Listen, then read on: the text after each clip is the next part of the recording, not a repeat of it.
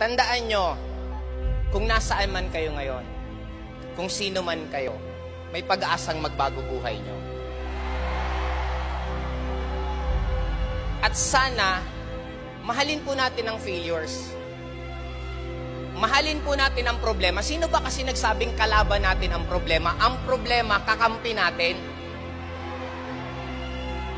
Walang naging successful na tao na hindi nahirapan.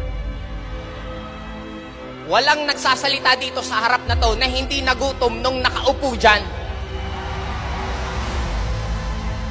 Puyat, pagod, rejection, nginingitian lang namin yan.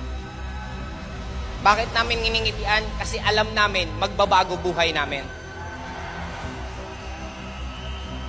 Huwag kayong matakot madapa.